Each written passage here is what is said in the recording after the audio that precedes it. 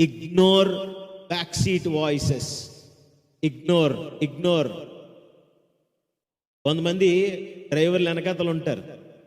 ఎక్కడ ఉంటారు చెప్పండారా? డ్రైవర్ ఎక్కడ ఉండాలి? ముందు ఉండాలి డ్రైవర్ సీట్లో అని. చూసారు ఎప్పుడన్నా మీరు? కారు నడపడం వచ్చా, బండి నడిపే వాళ్ళకి కూడా ఉంటాయి ఈ ఏతలు. వెనకాతలు ఉంటారు బ్యాక్ సీట్ డ్రైవర్స్ అంటారు. వాళ్ళు వెనక నువ్వు కూర్చొని స్పీడ్ బ్రేక్ చూసుకో, బ్రేక్ ఎడంకి కుడికే. అందుకే చెప్పాను ఫస్ట్ స్పీడ్గా ఉండదు. నడిపివాడికి తెలుసు కదా ఏం చేయాలో. తెలుసా లేదా? స్తోత్రం చెప్పుదామా? ఇవన్నీ బ్యాక్ సీట్ వాయిస్లు. ఆమెనని చెప్పుదామా? అక్కడ గుంతుందో, గొయ్యుందో, స్పీడ్కి వెళ్ళాలో, స్లోగా వెళ్ళాలో, లెఫ్ట్కి వెళ్ళాలో, రైట్కి వెళ్ళాలో, నిన్ను దేవుడు డ్రైవర్ సీట్లో కూర్చోబెట్టాడు. ఆ బ్యాక్ సీట్ వాయిస్లు విన్నావు అనుకో, నువ్వు చెయ్యాల్సిన పని చెయ్యవు. అర్థమవుతుందా మీకు?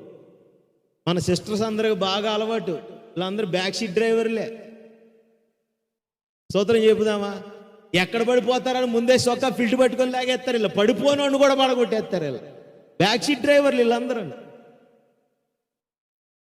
హల్లెలూయా.